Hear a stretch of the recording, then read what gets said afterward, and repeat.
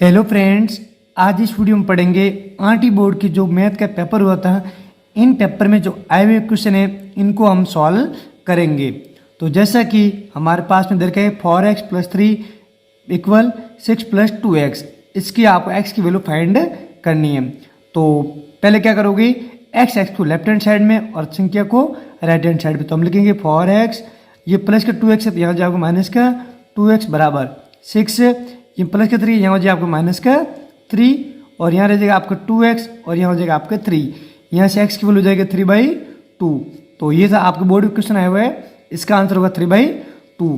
Question number second, a⁴m × a⁴n, इसका हमको answer find करना है। दोनों के आधार आपके समान है, जब बेस सेम होती पावर जुड़ती है तो इसका आंसर हो जाएगा आपके a⁴m + n, जो आपका ऑप्शन आया था आपने सही किया होगा। अब यहाँ पर क्वेश्चन नंबर 3, क्वेश्चन नंबर आपके 3 दर का एक वर्ग की भुजा ज्ञात कीजिए जिसके क्षेत्रफल 2304 मीटर स्क्वायर हो। अब इसकी आपको भुजा ज्ञात करना है। तो हमको पता है कि वर्ग का जो क्षेत्रफल होता है वो होता है आपको भुजा इंटू भुजा, ये सभी को आपने किया होगा। तो आपको दिया हुआ है तो यहाँ से आपको भुजा ज्ञात करोगे तो भुजा हो जाएगी 48 मीटर।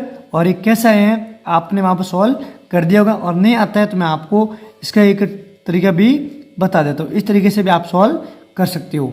ये था क्वेश्चन नंबर 3।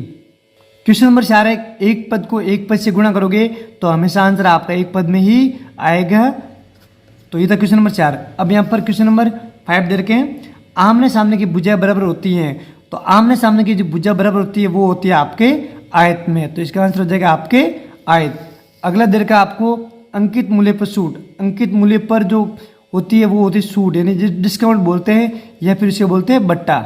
तो इसका आंसर हो जाएगा आपके बट्टा या डिस्काउंट। अगला दे रखे हैं कि रामानुजन हार्डी संख्या। रामानुजन हार्डी संख्या वो होती है जिसमें आपके दो संख्या होती है, जो वर्ग भी होती है और क्यूब भी होती है। तो 1729 ये आपके संख्या हो जाएगी। कोई भी दो क्यूब संख्या से जुड़ने पर बनता है उसे कहते हैं रामानुजन हार्डी संख्या। ये था क्वेश्चन नंबर। अगला दे रखे परफेक्ट स्क्वायर ऑफ 7। अब 7 का स्क्वायर क्या होगा वो पता ही आपको 49 आपका आंसर हो जाएगा। अगला दे रखा है समीकरण को बाह्य पक्ष और दाह्य पक्ष, लेफ्ट हैंड साइड और राइट हैंड साइड को दर्शाया जाता है बराबर के साइन से। ये भी आप क्वेश्चन आया हुआ था।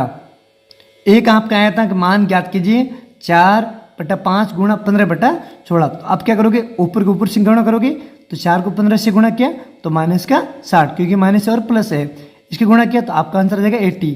अब 0 कट जाएगा तो -6/8। इन दोनों को 2 के पार्ट से कटोगे तो -3/4 आपका आंसर हो जाएगा। एक आपके क्वेश्चन आया था प्रायिकता का। हमको दे रखी संख्या 1 से 12 तक इसकी प्रायिकता ज्ञात करनी है। अब यहाँ कह रहे हैं P9, 9 आपके 1 से लगा 12 तो एक बार आएंगे तो हम लिखेंगे 1/12। यहाँ कह रहे हैं सिंगल डिजिट आपके होता है 1 से लगाकर 9 तक, तो 9/12 हो जाएगी। अगली संख्या 8 से बड़ी संख्या, 8 से बड़ी होती है 9, 10, 11, 12, यानी 4/12। अगला है 8 से छोटी संख्या वो होती है आपको 7/12। ये आपके प्रायिकता का क्वेश्चन आया था 4 नंबर का। इसके बाद में एक आपका आया था गुणनखंड का। इसका आपको गुणनखंड करना है।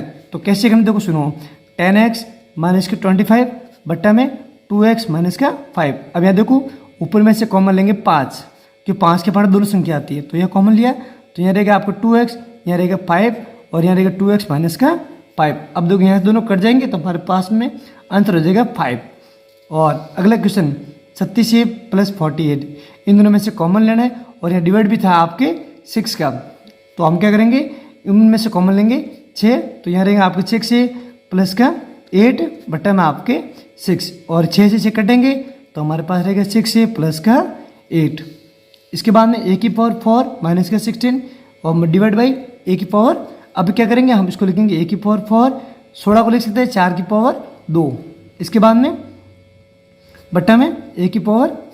अब यहाँ पर मिस्टेक है, शायद यहाँ पर 2 हो गया है क्वेश्चन में, तो ये 2 हो जाएगा। अब हम क्या करेंगे, इसको लिखेंगे a - 4 और a + 4, क्योंकि दोनों आपके a² - b², इसको दोनों कटेंगे तो ये कट गया, हमारे पास क्या रहेगा a + 4। अगला क्वेश्चन 4p² - 9q², इसको हम लिख सकते हैं 2p², इसको लिखोगे 3q²। दोनों के आपके a² - b² है, तो एक बार प्लस करेंगे एक बार आपके माइनस करेंगे। तो ये भी आपके क्वेश्चन आया हुआ था। तो आंसर हो जाएगा 2p minus 3q 2p plus 3q।